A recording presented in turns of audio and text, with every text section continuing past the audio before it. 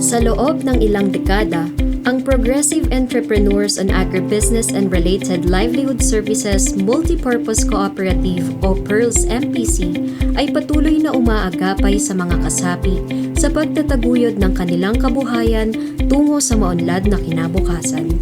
Bunga ng matalinong konseptualisasyon at progresibong inisyatibo ng kauna-unahang tagapamahala na si Ginoong Vicente M. Olea, na bigyang katuparan ng unang hakbang ng kooperatiba noong March 24, 1995. Mula sa 25 tao na binubuo ng mga magsasaka, karpintero, negosyante, empleyado at ordinaryong mamamayan sa bayan ng Lokban ay nakalikom ng puhunan bilang panimula ng nasabing samahan na may layuning magsakatuparan ng mga proyektong pangkabuhayan upang makatulong sa mga mamamayan. At noon ngang April 3, 1995 ay formal na nairehistro ang PERLS MPC bilang kooperatiba sa Cooperative Development Authority. Kasunod nito ay ang pagsasagawa ng mga proyektong mabilis na makakapagpadami ng kasapi at kapital, tulad ng lakambini ng PERLS MPC. Nagsasagawa din sila ng dental mission projects, pagbibigay ng scholarships, tree planting at iba pa. Ang lupon ng patnugutan, mga komitiba, mga empleyado at higit sa lahat, ang mga kasapi ng kooperatiba ay nagtulong-tulong upang lubos na mapalawig ang mga ito. Mula sa pag-upa ng isang maliit na bahay bilang tanggapan, ang PERLS MPC ay patuloy na nakilala nang magpatayo ito ng 2-story building na pinasinayaan noong January 27, 2001. Kasama sa mga negosyo at pasilidad ng PERLS MPC ang grocery, rice mill at meat shop, poultry business, vigil hall at commercial space rentals, boarding house at marami pang iba. Sa likod ng tagumpay ng PERLS MPC ay ang pamunuang binubuo ng mga dedikadong tao na nangunguna sa pagsasakatuparan ng mga layunin nito.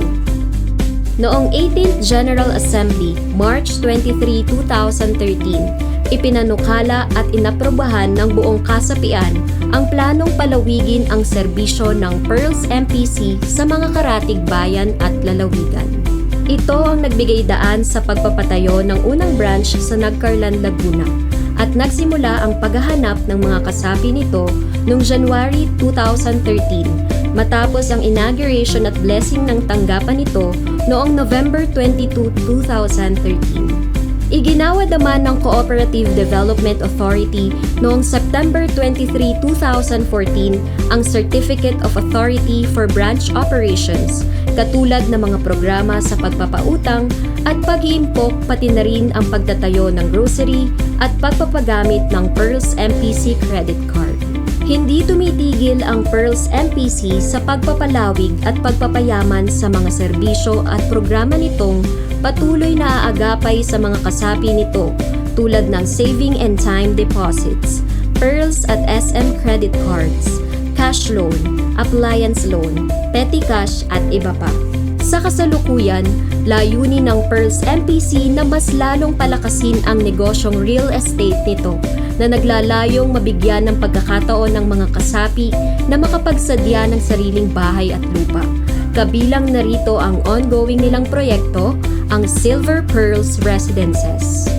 Dulot ng pamunuang malinis ang hangaring makatulong sa mga kasaping nais magkaroon ng magandang buhay sa kasalukuyan at sa hinaharap. Dahil sa mga kasaping panay ang pagtangkilik sa serbisyo at programa ng kooperatiba.